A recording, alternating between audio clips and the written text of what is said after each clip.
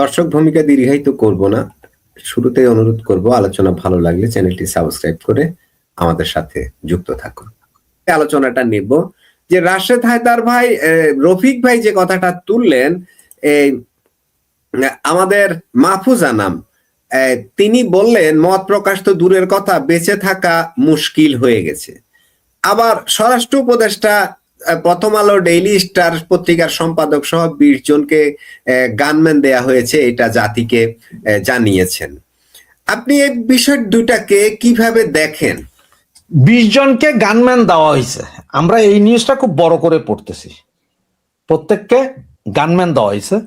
আবার আরেকটা, হাদির বোনকে লাইসেন্সকৃত গান এবং গানম্যান দেওয়া হয়েছে, এবং হাদির পরিবারের জন্য 24 আওয়ার্স 24 ঘন্টায় 24 ঘন্টা 7 দিনে 7 দিন 365 দিন সরাসরি গানম্যান পুলিশ দেওয়া হচ্ছে হাদির বাড়ি রক্ষা এবং হাদির পরিবারকে রক্ষার জন্য। তার মানে হাদির বাবা যদি টয়লেটে যায় সেখানে সামনে 3 জন গানম্যান দাঁড়ায় থাকবে। এই হচ্ছে যে অবস্থা। তারেক জিয়াকে দেওয়া, তারেক জিয়া আসলে তারেক জিয়াকে SSF এর প্রটোকল দেওয়া হবে, কারণ তারেক জিয়াকে ভিভিআইপি ঘোষণা করা হচ্ছে। এখন এই যে মাহফুজ আনাম বা যাদের কথা বললেন এদের গানম্যান দিবে, গত 54 বছর তো এদের কারো গানম্যান লাগে নাই। ওদের তো সবচেয়ে বড় শত্রু ছিল আওয়ামী লীগ। আওয়ামী লীগ আমলের সবচেয়ে বড় শত্রু ছিল আওয়ামী লীগের, প্রথম আলো ডেইলি স্টারের সবচেয়ে বড় শত্রু ছিল আওয়ামী লীগ। আওয়ামী লীগের তো পারে নাই যে এমন কোনো কথা বলে নাই, তখনও তো তাদের গানম্যান দরকার নেই, কেউ তাদের আক্রমণ করে নাই। এই মাহফুজ আনাম তারা এখন বলতেছে বেঁচে থাকা বা মত প্রকাশের স্বাধীনতা। কেন? 5ই আগস্টের পরে যখন এটিএন বাংলা থেকে শুরু করে বিভিন্ন টিভি চ্যানেলগুলোরে জ্বালানো হইল, সাংবাদিকদেরকে পিটানো হইল, তখন কিন্তু ওনারা চুপ ছিলেন। এই মব যখন মবের যন্ত্রণায় অতিষ্ঠ সারা বাঙালি, তখন ওনারা চুপ ছিলেন, একদম চুপ, কোনো কথা নাই। যেই এখন ওনাদের গায়ের উপর পড়লেন, এইবার ওনারা বললেন যে মব হইতেছে। তো শত শত সাংবাদিককে যে জেলের ভিতরে আটকে রাখা হলো, হ্যাঁ, ওইটাও বলে নাই তো। এখন ঘটনা হচ্ছে কি জানেন, এই যে মাহফুজ আনাম আর ওই ডেইলি স্টার বা এরা এখন যে 3-4 জন সাংবাদিক কাউকে করতেছে, যাদের এই প্রতিষ্ঠান জানানো হয়েছে, হিসাবে তো তাদের প্রতিষ্ঠান তারা নিজেরাই জ্বালাইছে। সেটা কেন আপনি এখন চিন্তা করেন যে কেন, আপনারা জিজ্ঞাসা করতে পারেন। তার কারণ হচ্ছে দেখেন, মামলা আজকে হয়েছে, তাও আবার অজ্ঞাত আসামি। কেন অজ্ঞাত আসামি? ওটা তো ভিডিও ফুটেজ, শত শত ভিডিও ফুটেজ সবার কাছে আছে, ফেসবুকে 6 লাখ, সবগুলোই তো চিহ্নিত, সবাইকেই তো দেখা যাচ্ছে। কেন পিনাকি আর ইলিয়াসের নাম দেওয়া হইল না?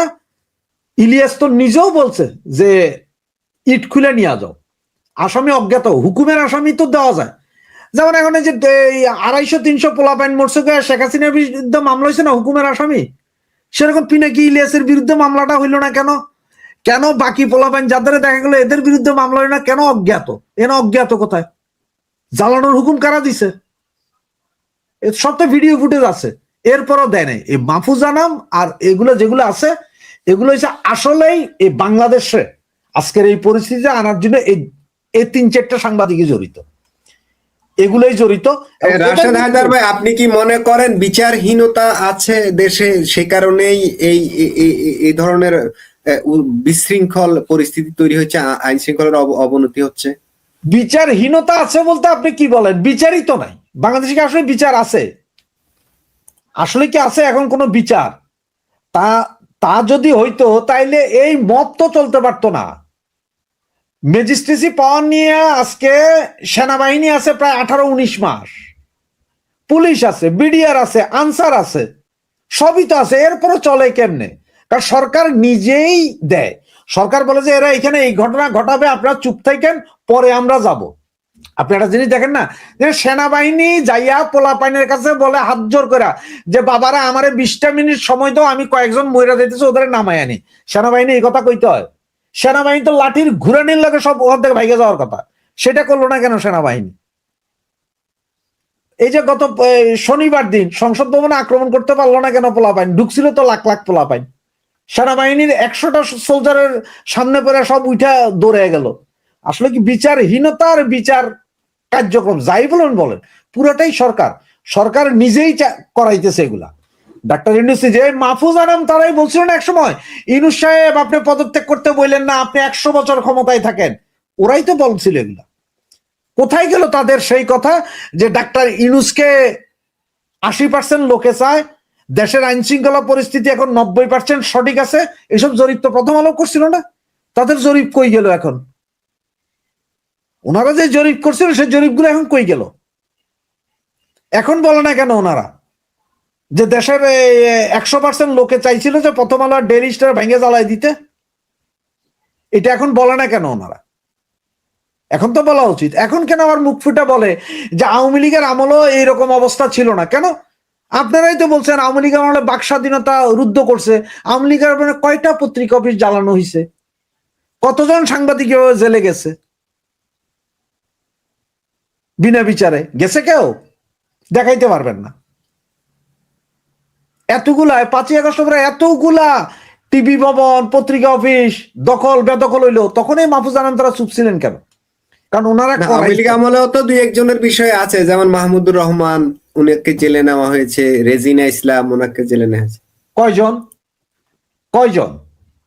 তো হাতে গোনা কয়েকজনের। হাতে গোনা। আর এখন কতজন? এখন তো গইনাও শেষ করতে পারবেন না। এখন হচ্ছে শত শত। হ্যাঁ, এখন তো গইনাও শেষ করতে পারবেন না। এখন গইনা শেষ করতে পারবেন না কেন? এখন কেন ওনারা বলে যে বাক স্বাধীনতা আগে ভালো ছিল? ওই এ প্রথম আলো আওয়ামী লীগের বিরুদ্ধে দুর্নীতির হাজার হাজার অভিযোগের নিউজ করে নাই? হের অফিস ভাঙছিল কেউ? ওখানে কেউ যায় কি জিয়াফতার আয়োজন করছিল? করে নাই। এখন কেন ঘন ঘন জিয়াফতার আয়োজন হয়? ওনারা এই মাহফুজ আনাম তারাই 111 ঘটাইছিল। এই মাহফুজ আনাম তারাই গত 15 বছর এবং এখন পর্যন্ত পাকিস্তানিদের পাস আটছে, পাকিস্তানিদের আইএসআই এর পয়সা খাইয়া বিভিন্ন কাজ করছে, সেটার বিচার এখন আস্তে আস্তে পাইতেছে। এতে দুঃখ পাওয়ার কিছু নাই। হয়তো দেখবেন যে গানম্যান নিয়ে চলতেছে, কোন দিন দেখবেন যে হের না, গানম্যানই হের এটা আবার একটু ভিন্ন ব্যাপার। কে কাকে করে কিভাবে সংবাদ করবে সেটা একান্ত তার পত্রিকার নীতির আলোকে সে করবে, তাকে সে স্বাধীনতা দিতে হবে। ঠিক আছে, এখন কারা আওয়ামী লীগের বিরুদ্ধে বললো, কে বিএনপির বিরুদ্ধে বললো, সেটা আমার কাছে ইম্পর্টেন্ট না। আমার কাছে ইম্পর্টেন্ট হলো তাকে কথা বলতে দেওয়া হচ্ছে কিনা। না না, তারা না বলে স্বাধীন, ওনারা না বলে স্বাধীন, ওনারা না বলে নিউজ করার জন্য আওয়ামী লীগের চেয়ে এখন বহুত বেশি স্বাধীন। তো স্বাধীনতা ভোগ করতেছে না এখন? পত্রিকা অফিসে জ্বালাই দিছে, স্বাধীন তো। এই যে গানম্যান, দেখবেন যে আরেকদিন দেখবেন যে ওনার গানম্যানই ওনারা মাইরে দিয়ে গেছে গা। এরকম হইতে পারে না? হিন্দি ফিল্মের মতো নাকি? হ্যাঁ, হিন্দি ফিল্মের মতো, হিন্দি ফিল্মের মতো এইরকম হবে, দেখেন দেখায় না এরকম।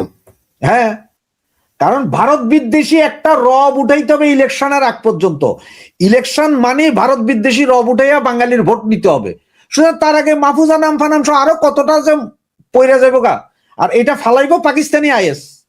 ওরা ফালাই দিয়া কবে যে এই দেখো এই লোক তো হিন্দু বিদ্বেষী ছিল, ইন্ডিয়া বিরোধী ছিল, এই জন্য তারে র মাইরা ফালাইছে। দোষ দিব র এর আর আওয়ামী লীগরে, মারবো কিন্তু পাকিস্তানে আইএস এর লোকজন। এখন কথা বলে না কেন ওনারা?